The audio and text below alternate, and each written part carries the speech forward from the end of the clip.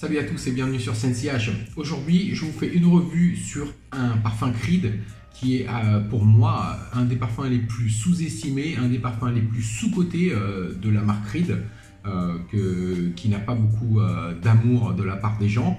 C'est un parfum qui est assez divisant et je vais vous expliquer pourquoi. Par contre, c'est un parfum, au niveau des Creed, c'est quasiment le plus créatif qu'il y a. Donc ce parfum, c'est Royal Mayfair, qui est sorti en 2015, mais c'est une réinterprétation d'un parfum qui est sorti en 1936, qui s'appelait Windsor. Ce parfum avait été créé pour le duc de Windsor, par Creed, qui évidemment à cette époque crée beaucoup de parfums pour les royautés à travers le monde, et en Angleterre particulièrement.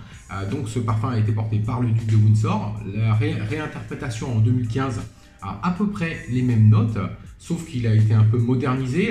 J'ai jamais senti Windsor, j'ai jamais eu le plaisir de sentir Windsor, mais Royal Mayfair est un parfum vraiment très unique et pas commun. Et on peut même dire qu'en fait, dans la gamme Creed, c'est un des seuls qui n'a pas de note d'ambre gris. Donc il est différent, il est spécial, il est unique. C'est Royal Mayfair. Donc je vous montre ma bouteille. Cette bouteille de Royal Mayfair, ce sont les vieilles bouteilles. Donc celui-là a été recréé en 2015. Donc cette bouteille est de 2015. Ce sont les vieilles bouteilles 120 ml qui ont été produites de 2014 à 2016. Donc juste 3 ans. C'est des bouteilles qui sont dures à trouver. Donc celui-là de 2015, je vais vous montrer les nouvelles bouteilles. Les nouvelles bouteilles, maintenant vous les connaissez, ce sont comme Aventus, ce sont les épaules qui sont plus basses que les 120 ml. Okay, et donc voilà, j'ai de la chance d'avoir trouvé ce parfum à un prix vraiment correct. Donc on va le vaporiser. Donc comme vous le savez, Creed, ils ont les meilleurs sprayers du marché quasiment. Il a un spray monstrueux, regardez ça. Le spray est très très bon. Donc pourquoi ce parfum divise les gens? C'est en partie dû à son ouverture qui est très compliquée pour beaucoup de gens. Moi j'ai pas de difficultés particulières parce que je sais, peut-être parce que je sais comment il va développer. Mais c'est vrai que l'ouverture peut être contraignante pour certaines personnes. Donc, moi, j'ai l'impression que ça pourrait être une recréation qui pourrait s'apparenter à des fragrances barbershop, comme on appelle. Qui sont des fragrances qui sont citronnées, qui sont pétillantes, qui ont des hespérides et qui sont assez brutes. Mais ça n'a pas du tout la même odeur qu'une fragrance barbershop, mais il y a quelque chose qui s'apparente un peu quand même. Donc en ouverture, vous avez cette note de gin, d'alcool, qui est un gin qui est sec et qui est frais. Vous avez aussi le citron vert. Et vous avez cette note de pin, l'arbre, qui est une note fraîche, qui est très aérée. Et vous avez aussi d'entrée cette note de rose qui va rester tout au long de la fragrance, qui est une rose qui est assez légère, une sorte de rose spongieuse, aqueuse, qu'on pourrait qualifier plutôt d'eau de rose. Comment on appelle l'eau de rose? De la rosée, voilà, de la rosée. Il a un côté herbal, frais, aromatique, et le problème, c'est pas un problème, mais ce qui donne ce côté-là, c'est la note d'eucalyptus qui va être vraiment très présente tout au long de la fragrance aussi, même si après elle se dissipe. Donc cette note d'eucalyptus, l'eucalyptus, vous savez ce que c'est, c'est une note qui a un peu des odeurs médicinales, de menthe, et qui va se rapprocher un peu de l'odeur de Vicks, le Vicks Vaporub, vous voyez. Et c'est ça qui un peu contrarie les gens. Et donc moi, c'est une fragrance, en fait, quand vous la qualifiez, ça va être une fragrance florale parce que la rose va rester tout au long de la fragrance. Et moi je sens une petite note de tubereuse qui n'est pas listée. Et un petit côté encens, en fait, ok. Mais c'est quand même une fragrance qui est fraîche, qui est assez pétillante. Et en fait, si vous avez du mal à l'ouverture, il va falloir attendre quelques minutes pour que la première impression se calme. Ça va rester, mais ça va être plus derrière. Mais cette fragrance est vraiment fraîche. Donc comme je vous disais, aromatique, un peu verte, florale. C'est une fragrance florale pour homme en fait, ok? Même si c'est pas le terme floral qu'on peut imaginer avec plein de fleurs trop florales, c'est une fragrance florale fraîche. Voilà.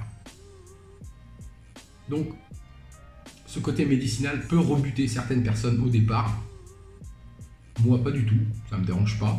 Et après, quand le tout se met un peu derrière, c'est là que la magie commence vraiment à opérer.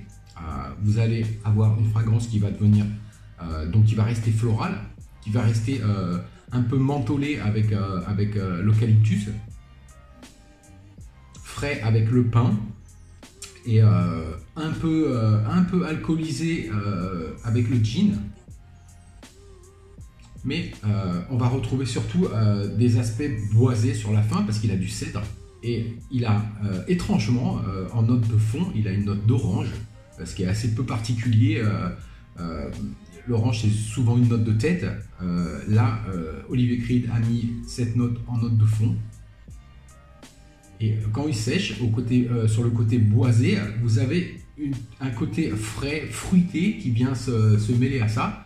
Et ça rend quelque chose, ça donne quelque chose d'assez particulier et pas commun.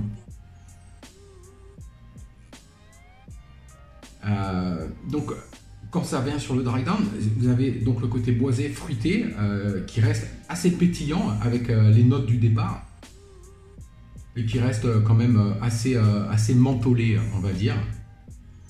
Qui n'a pas le même côté que le départ, qui est vraiment, l'eucalyptus est vraiment fort au départ, et comme je vous disais, c'est ça qui choque un peu les gens en fait. Donc comme je vous disais, c'est une réinterprétation, une recréation de Windsor. Alors le duc de Windsor, c'est quelqu'un qui avait beaucoup de classe, très stylé, vous voyez. Le nom en lui-même, Royal Mayfair, en fait, si vous savez, peut-être vous ne savez pas, je vais vous dire, Mayfair, c'est le quartier le plus cher de toute l'Angleterre.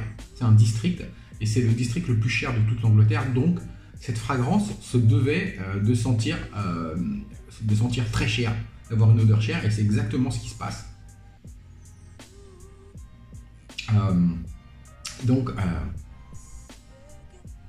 C'est une fragrance qui est vraiment classe, qui sent naturel. Vous pouvez quasiment pas sentir plus naturel. Vous savez, Creed fait ses distillations, ils font leur distillation eux-mêmes. Ils utilisent très peu de produits synthétiques, dont la fragrance, elle sent très naturelle. C'est une fragrance qui fait masculine, qui est plutôt moderne, qui donne une certaine élégance. Et qui est unique. Donc, cette fragrance, je ne sais pas si ça a du sens ce que je vais vous dire, mais elle fait très british en fait. Elle fait très anglaise. Je ne sais pas comment définir le terme qui fasse très british, mais c'est ça en fait. Vous sentez toute la classe de certains produits anglais. Donc c'est une fragrance qui est très moderne mais classique en même temps. Alors, pour vous donner une idée, je vois bien cette fragrance portée par des gens qui aiment bien les choses à l'ancienne, comme les vieilles fournitures ou les vieilles voitures, vous voyez, les choses classiques, mais uniques. On a l'impression que cette fragrance est empreinte de beaucoup d'histoire en fait. On a l'impression que c'est une fragrance historique qui ne fait pas dater en fait. Ça aurait été dommage qu'elle soit datée. Mais si vous connaissez un peu Creed et que vous aimez les senteurs du genre bois du Portugal ou green Irish tweed, moi j'adore bois du Portugal, Green Irish Sweet un peu moins, mais vous voyez un peu ce que ça peut donner. Ce sont des fragrances qui sont vraiment classe, mais qui ont un petit côté vintage. Et c'est ce qui se passe avec Royal Mayfair, mais qui n'est pas daté du tout en fait. Donc, il sent vraiment très cher. Bon, il est cher, donc c'est un peu normal qu'il sente cher, mais ce Creed n'est pas un Creed comme les autres.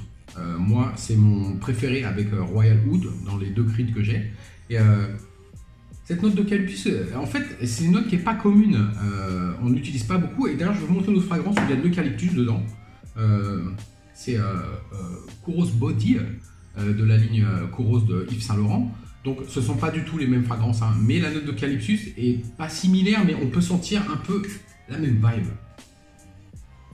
Ce sont des fragrances vraiment différentes. Celle-là, elle est sucrée, c'est une belle fragrance, hein, Kouros Body, mais il y a une note d'eucalyptus qui n'est pas une note similaire, mais on peut apercevoir quelques nuances qui sont en commun. Ok. Donc, c'est vrai que l'ouverture, elle peut choquer certaines personnes. Il peut y avoir un facteur choc en fait, vous voyez. Pour moi, c'est une fragrance qui est assez mature, qui va être portée par des gens d'un peu plus de 30 ans. Pour moi, hein. Après, si vous aimez bien, comme je vous disais, les choses un peu classiques, un peu old school, vous pouvez le porter avant 30 ans, évidemment. Hein. C'est une fragrance qui, dans l'absolu, hein, je vous dis, hein, pourrait être unisexe. Dans l'absolu, ça pourrait être unisexe, mais je pense que c'est plus côté masculin. Moi, je trouve qu'elle fait vraiment masculin, cette fragrance, mais peut-être que certaines femmes pourraient la porter. Au niveau des performances, moi, j'ai entre 7 et 8 heures de performance, ce qui est bien, parce qu'il y a beaucoup de Creed qui ne vont pas tenir à 7 ou 8 heures, en particulier les nouvelles batches d'Aventus, ou Silver Mountain Water, ou encore, je sais pas moi... Neroli Sauvage, donc celui-là pour un Creed il a de bonnes performances. Donc si vous voulez essayer quelque chose de différent, quelque chose qui va sortir de l'ordinaire par rapport aux autres Creed et même par rapport aux autres parfums, ce parfum est superbement unique. Il n'y a pas deux parfums comme celui-là. J'ai essayé à un moment donné de voir s'il n'y avait pas des clones de ce parfum ou des interprétations. J'ai jamais trouvé. Donc pour moi, ce parfum est un chef-d'œuvre. Si vous arrivez à passer cette ouverture ou si vous n'avez pas de problème du tout avec cette ouverture comme moi, c'est un total winner. Donc, fragrance florale qui va être boisée, fraîche, un côté médicinal qui va être très aéré. Des fois, avec la note de pin, vous avez l'impression de marcher dans la forêt. C'est très très naturel, extrêmement naturel. Il a un côté rafraîchissant avec le citron vert, le gin, un petit côté alcool blanc. Comme je vous disais, c'est une fragrance qui fait très anglaise quelque part. Si le terme anglais signifie quelque chose pour vous, moi j'arrive à le définir dans mon cerveau, mais je sais que ça peut ne pas être évident avec des mots comme ça. Donc voilà, c'était ma revue pour Royal Mayfair. Les saisons après, moi je pense que c'est une fragrance qui est parfaite pour le printemps, été aussi, automne, même début d'hiver on peut la porter, c'est une fragrance de journée. Le côté frais fait vraiment fragrance de journée. Je pense pas que c'est une fragrance à mettre le soir, pas pour sortir, pas pour aller en boîte, c'est pas du tout ça, c'est pas le délire. Mais c'est une très très belle fragrance, unique. Donc moi je pourrais dire 3 saisons et demie, quasiment, journée.